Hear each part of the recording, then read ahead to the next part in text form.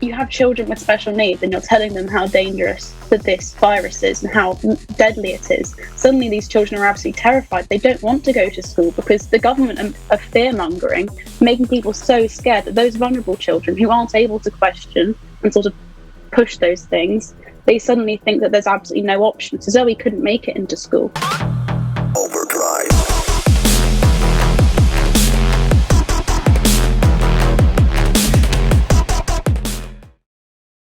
Hello and welcome to Sketch Notes on a Pandemic. I'm Lucy Johnston, Health and Social Affairs Editor of the Sunday Express.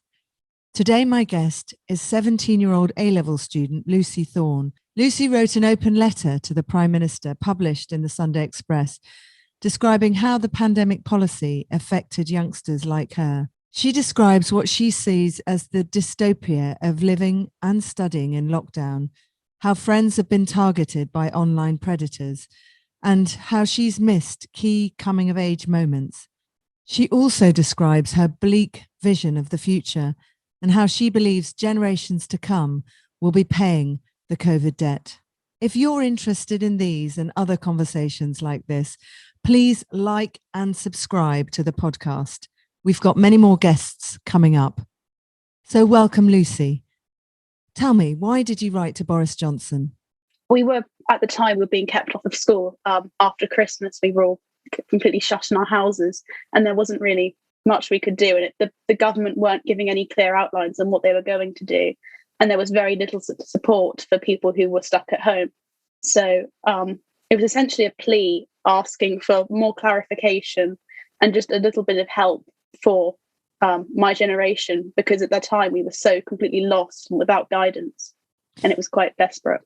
What sort of guidance did you want? I mean, the government was kind of clear, stay at home, save lives, and we're trying to suppress a virus. What did you see among your friends? And I know you've got a little sister, haven't you, Zoe? So what were you looking for, and what did you see happening around you?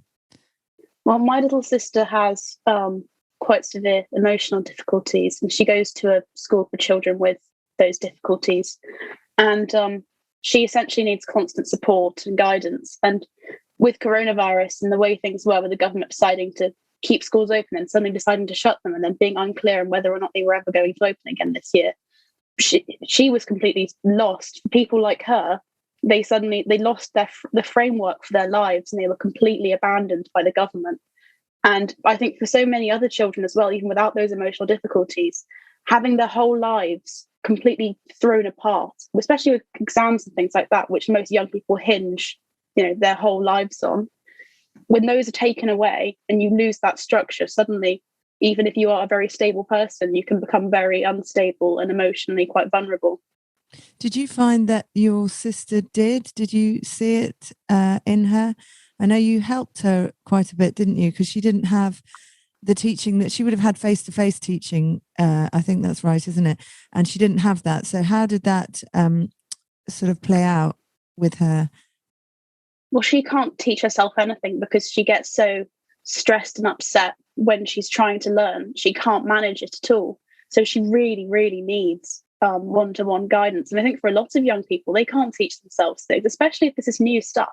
They don't know the things to begin with. How are they supposed to teach themselves it? Talk me through that, because I think a lot of adults just say, oh, well, were they, you children were all learning online and that was safe, and how was that? And, at least you're at home.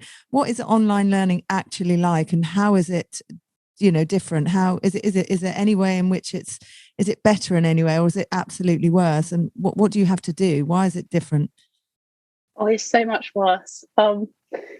Yes, I think a lot of people, I was really, really fortunate because at my school we did live lessons, but even then it was horrible because you had the teacher talking at you and you couldn't really reply. And over the lesson, people's cameras would slowly turn off as everyone sort of dipped out and went off to make themselves a cup of tea or just went on their phones, because there's nothing stopping them from, being distracted. They didn't have to pay attention. There were no real consequences.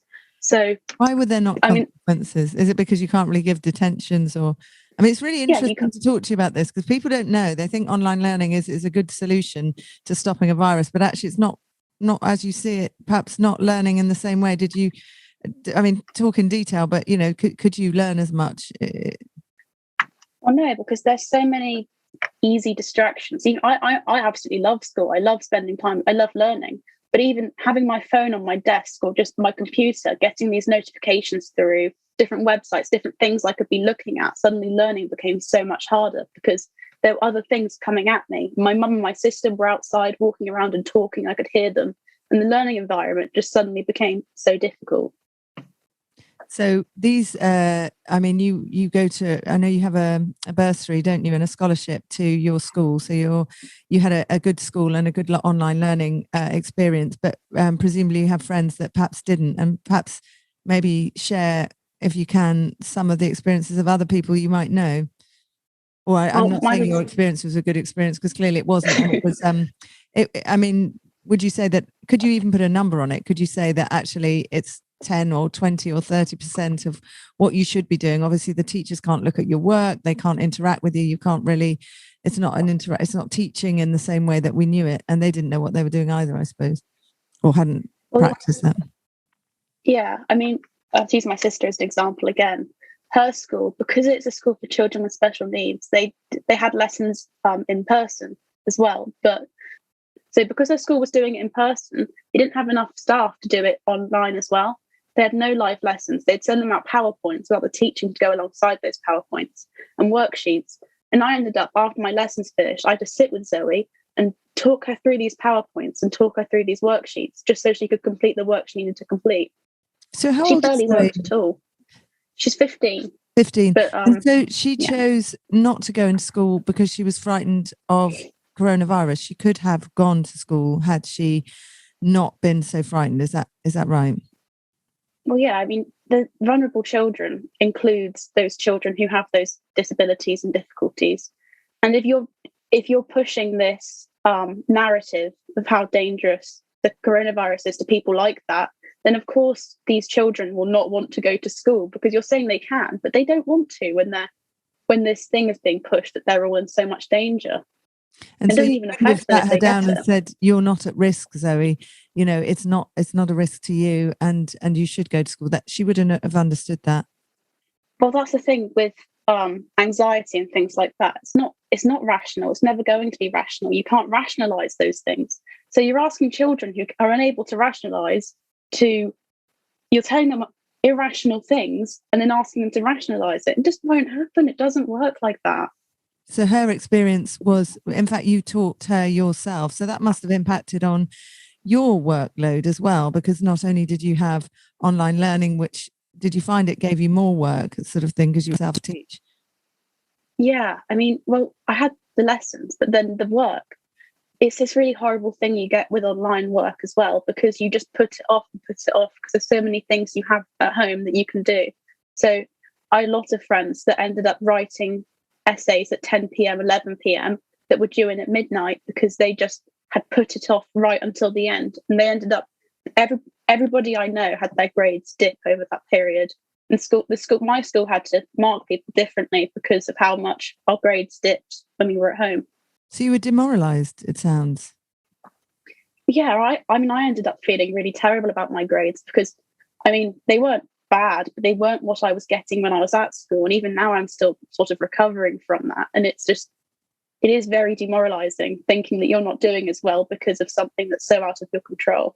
So do you feel that the messaging could have been different, and that the government could have just said, you know, children are not at risk of this, and actually people, you know, teachers, unless they're over 65, they're not at risk either? Do you think that that could have been an important message to get out and wasn't properly communicated?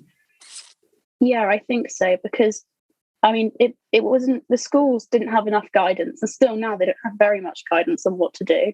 And as young people, we didn't have very much guidance either. We're not really told. We don't really watch the news on the whole, because we're obviously teenagers. So there isn't this level of communication from the government to us. And the way they do try to contact us through these adverts that we get are like, they also don't kill your friend's nan and things like that. That's all the adverts we get, like, don't meet up with your friends because your friend lives with their nan, or your friend has asthma and you could kill them if you meet up. And it's just the only communication we get from the government is saying that we're the problem, when really we can't be super spreaders if we don't have symptoms. And if we're not really affected by it, then why should we be so limited? We understand the problems it causes for older people, and we're careful. But for us as a social group, we don't really have that much of an impact on each other. Do you think then that the way you've been treated, you could say, or the way you've had to behave over the past year has had a detrimental effect on your generation?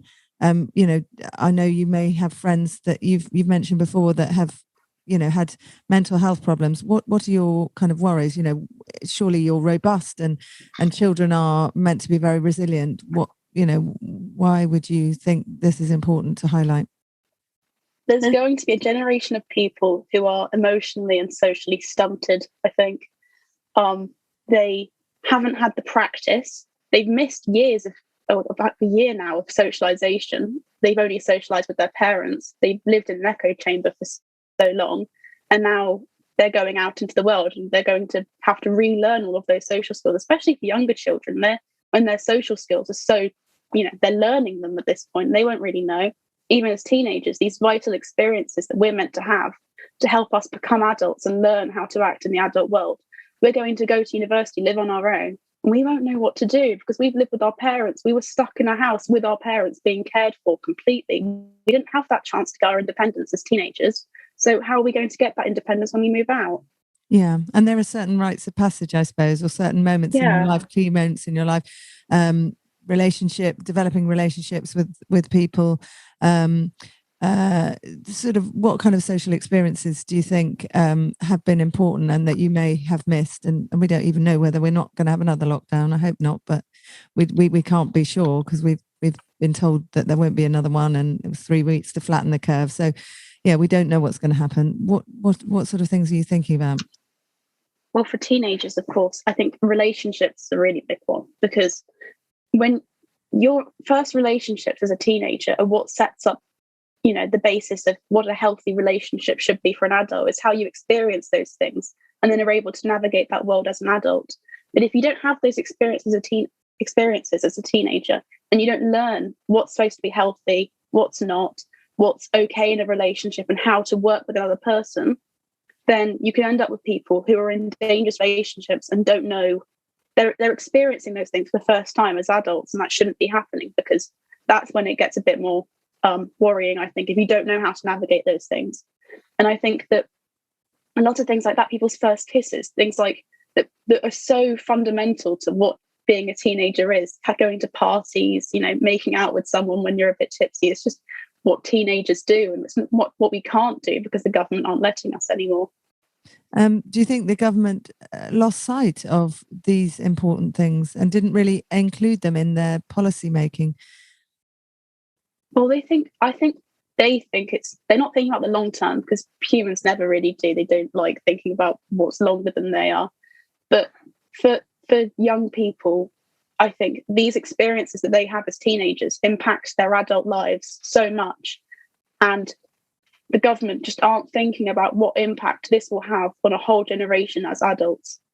If they're just trying to polarize a whole group of people against them, then they're doing the right job. But this isn't. They're absolutely ignoring every single thing that we want and what is important to us. And I know we're not. I know that it sounds selfish because we're supposed to be protecting the older generations and all that, but it's not. It's not really like that when we're shouldering the burden for everybody else, and we're not getting anything back from it.